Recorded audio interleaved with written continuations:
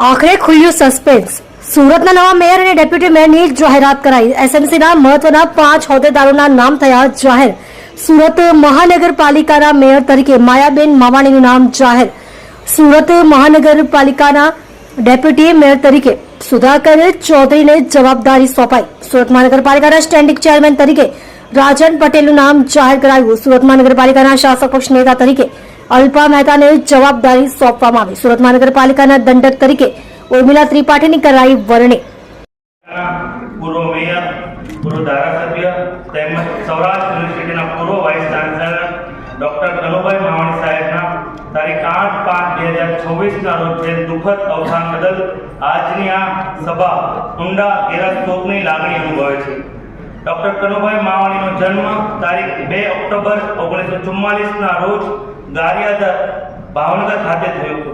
વતનમાં પ્રાથમિક શિક્ષણ પૂર્ણ કર્યા બાદ તેમણે પોતાની ઉચ્ચ શૈક્ષણિક કારકિર્દીની શરૂઆત શ્રી તાપી બ્રહ્મચર્યાશ્રમ સભા સુરત સંચાલિત શ્રી ઓહી નાઝીર આયુર્વેદ કોલેજમાંથી BSMની તબીબી ડિગ્રી સાથે કરી હતી. ત્યારબાદ તેમણે કાયદાના સ્નાતક તરીકે LLB તેમજ પત્રકાર પોસ્ટ ગ્રેજ્યુએશન ડિપ્લોમા શિક્ષણ મેળવ્યું હતું. શરૂઆતના વર્ષોમાં હીરાના કારખાનામાં તેમજ શ્રી સ્વામી આત્માનંદ સરસ્વતી ફાર્મસીના મેનેજર તરીકે નોકરી કરેલ. ત્યારબાદ નોકરી છોડીને વરાછા રોડ ખાતે આયુર્વેદિક ડોક્ટર તરીકેની વ્યવસાયિક સફર શરૂ કરેલ. ત્યારબાદ તેમણે આયુર્વેદ કોલેજ સુરતના પ્રાધ્યાપક તરીકે આચાર્ય તરીકે પણ ફરજ બજાવી. વધુમાં તેમણે સ્વામી આત્માનંદ સરસ્વતી આયુર્વેદ હોસ્પિટલમાં સુરતમાં સુપ્રિન્ટેન્ડન્ટ તરીકે પણ સેવા આપી હતી. ગુજરાતના આયુર્વેદિક યુનિવર્સિટી દ્વારા તેમના આયુર્વેદ ક્ષેત્રે આપવામાં આવેલા વિશિષ્ટ પ્રદાન બદલ વર્ષ 2012માં તેમને ડોક્ટર ઓફ લિટરેચરની ઉચ્ચ પદવી આપવામાં આવી હતી.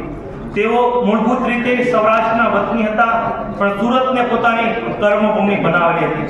ડોક્ટર કનુભાઈ માવાણી સુરત શહેરમાં ભારતીય જનતા પાર્ટીના શિલ્પી પૈકીના એક હતા. તેઓ ભારતીય જનતા પાર્ટીના સ્થાપના પહેલાના શરૂઆત વર્ષમાં RSS સાથે પણ સક્રિય રીતે જોડાયેલા હતા. સંઘના સંસ્કારો અને રાષ્ટ્રવાદી વિચારધારાથી પ્રેરિત થઈ તેમણે પોતાનું જાહેર જીવન અને સામાજિક સેવાનો મજબૂત પાયો નાખ્યો હતો.